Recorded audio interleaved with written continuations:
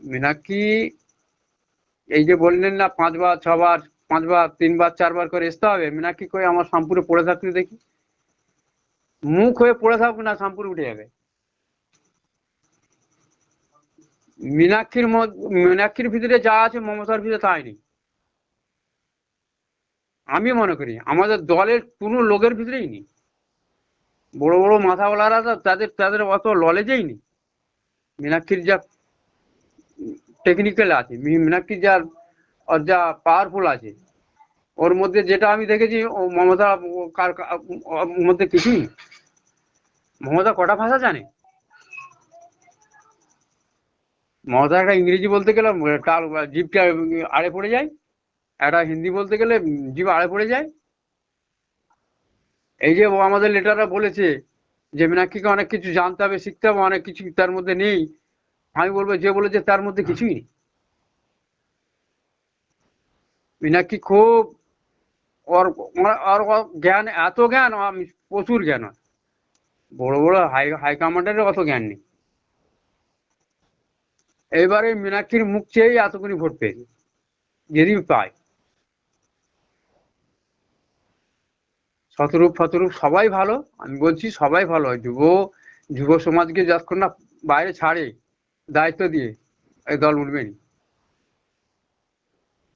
এই দলকে তুলতে গেলে যুব সমাজকেই তুলতে হবে। যুব সমাজকে হাতে তুলে দিতে হবে, দিয়ে মুখ করে দাঁড়াতে হবে, মুখ। এই মীনাক্ষী মুখ করতেই হবে, তবে যদি দলটা উঠবে। আর মানুষের নিবিড় সম্পর্কটা ওই যে, এই যে বলুন না, মাঠে ঘাটে দিয়ে বেরিয়ে চলে যায়, রাস্তা দিয়ে বেরিয়ে চলে যায়, এই যাওয়া নেই, যেতে আচ্ছা, হবে বাড়ি বাড়ি যেতে হবে। মেন হচ্ছে মানুষের আগের দিনে যে বলছিল যে পাতলা পায়খানা হলো কি জ্বর হলো, মানুষের কাছে গেলুমই, আমায় মাঠ থেকে হাওয়ায় উড়ে চলে গেলুম, ওতে সম্পর্ক গড়বেনি। এখন আমাদের সম্পর্ক করতে গেলে পয়সাও দরকার, মানুষের সাথে মিশতে গেলে মানুষের কাছে যেতে হবে, মানুষের ঘরে যেতে হবে। আমি মনে করি মানুষের কাছে এসুক না, এই যে নেতৃত্বরা এসুক না, মানুষের কাছে না গেলে কিছু হবে না বাবু, কিচ্ছু হবে। আর আমাদের কি আছে, আমরা নিজের তলায় আমরা মার খাচ্ছি, ধাক্কা খাচ্ছি, ঠিক আছে, তোমরা ভালো যে থাকো না, এই তোমাদেরকে আর এখনো 50 বছর তোমাদেরকে পিছিয়ে থাকতে হবে, তার জন্য আমরা থাকবো নি, থাকো। কিন্তু আগের জামানা ছেড়ে দিয়ে এই যে নতুন করে নতুন, আজকে কথাটা কাল হয়েছে, কালকে যে কথাটা আজকে হয়েছে, সেই কথাগুলি তুলে তুলে ই করতে হবে। সেই কবে 78-এর আগে সে কি করেছিল, সেই অমুক জায়গায় অমুক করেছিল, তমুক জায়গায় দল তৈরি হয়েছিল, ওই ভাষণ আর শুনবেনি কেউ, ওই ভাষণ চলবেনি। চলবে এখনকার নিত্য নতুন। ওই লক্ষ্মীর ভান্ডার দিয়েছে 1000 টাকা করে, আমি ক্ষমতায় আসবো, আমি 7,500 টাকা করে দেবো। এখন মানুষের ওই টাকা ছাড়া কিছু বুঝেনি। মেয়েরাই রক্ষা করবে, মেয়েদেরকেই পছন্দ করতেছে, মুখ্যমন্ত্রী বলো আর লিডারই বলো, যাই বলো, এখন মেয়েদেরকেই পছন্দ করতেছে। আমরা হেরে যেতে পারি, বিরোধীরা বিরোধীরাও ওই মীনাক্ষীর কথাই বলে, বিরোধীরাও বলে যে হ্যাঁ একটা সত্যি পারবে, বিরোধীরাও বলে, নাম করে, তারা ভোট না দিলেও তারা নাম করে যে হ্যাঁ একটা নেত্রী উঠেছে। মমতার অত গুণ নেই, অত অত ভাষণ নেই, অত মুখের যে একটা ভঙ্গি, যে একটা ভাষা জ্ঞান ওরই আছে।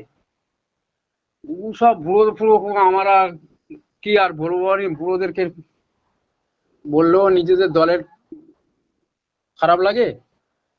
এখন সেই মাথা নিয়ে চললে হবে নি, এখন কম্পিউটার নিয়ে চলতে হবে। দীপশিতাকে কিভাবে দেখেন? না, দীপশিতাও ভালো। শুনুন, দীপশিতা হচ্ছে অত, ও ও জনপ্রিয় হতে পারে, অতটা জনপ্রিয় শোনেন, অতটা জনপ্রিয় হওয়ার মতন হতে পারবে না। ওর যে টেকনিক্যাল এত জোর, ওর যে দীপশিতা হচ্ছে, ও ভালো, ও কথাবার্তা ওর খুব ভালো, বুঝলেন তো। আমি দেখলুম তো, আমি আপনাদের এতেই চ্যানেলে দেখেছি। হ্যাঁ, আমি তো ওই যে করলো না, ওই যে তোমার ওই যে মীনাক্ষী যে করলো গো, পথসভাটা যে করলো ইনসাফ যাত্রা। ইনসাফ যাত্রা, শোনো ওর চলন আর বলন, বডি ল্যাঙ্গুয়েজ, আপনি ভোট পাত, বডি বলে দিবে, বডি বলে দিচ্ছে মীনাক্ষী আছে, বুঝলেন তো? আমি তো বিশেষ আমতায় এসেছিল, দুবার গেছি, বুঝলেন তো? মীনাক্ষী এসেছিল আমতায়, আমি দুবার গেছি মিটিংয়ে, কেমন? হ্যাঁ, তো ও টেকনিক্যালের সাথে কারণ টেকনিক্যাল বুঝবে নি। আর কিন্তু দীপশিতাও ভালো, দীপশিতারও আরো ভাষণ ভালো, দীপশিতারও ভাষা জ্ঞান ভালো, সবই ভালো, কিন্তু ও ওই আচ্ছা এক কাজ করে বলি তাহলে, ওই শুনেন, এই আমাদের যুবদের কথা বলতে ওই শতরূপ ঘোষ, ওই একটা ওই ওই সভাটা করুন। আমি এই যুবদের মধ্যে বলতে চাইছি, শতরূপেরও জ্ঞান আছে, টনটনে জ্ঞান আছে, সব আছে, কিন্তু এই এর মতন টনটা শতরূপ বাবুর নেই। ও ছেলের মতন, বুঝলেন তো? আচ্ছা আচ্ছা, এই যে বয়স্করা কই ওরকম ইনসাফ যাত্রা করুক, কটা লোক বেরিয়ে দেখবো। আচ্ছা, শতরূপের মতো লিডার অন্য কোনো দলে আছে? না, অন্য কোনো দলে নেই। শতরূপের যা মানে রাজনৈতিক গুণ রয়েছে, শতরূপের মুখে যা রাজনীতি জ্ঞান আছে, মানে মাথায় যা আছে, অন্য দলের বড় বড় নেতাদের নেই। সেটা ঠিক আছে, সেটা ঠিক আছে, যে লিডার ঠিক আছে, কিন্তু এর বডি ল্যাঙ্গুয়েজ বলে দিবে আমি আমি একটা আছি।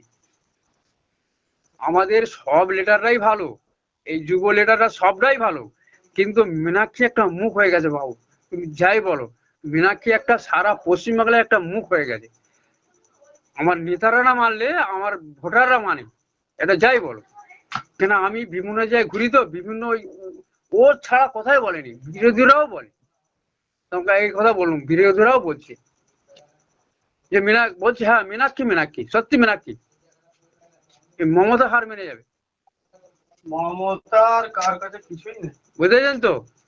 বিরোধীরাও বলে, এক সময় বিরোধীরাও বলছে যে মীনাক্ষী সত্যি একটা লিডার, সত্যি একটা ও একটা লোড়াগুলো।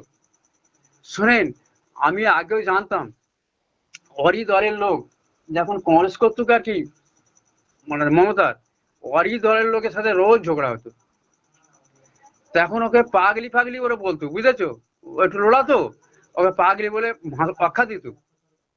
তো আজকে সে পাগলি সে দেশ চালাতে পারে, হ্যাঁ, এক মানে 3বার দেশ চালাচ্ছে, যখন ক্ষমতায় আসবে না, সে পোকা পর্যন্ত না দেশ চেলি ফেলবে, তখন সকলের সাপোর্ট নিয়ে সে তার দেশ চেলি ফেলবে। ওর মাথায় কিছু নেই, মীনাক্ষীর মাথায় কিছু নেই, যে বলে তার মাথায় কিছু নেই।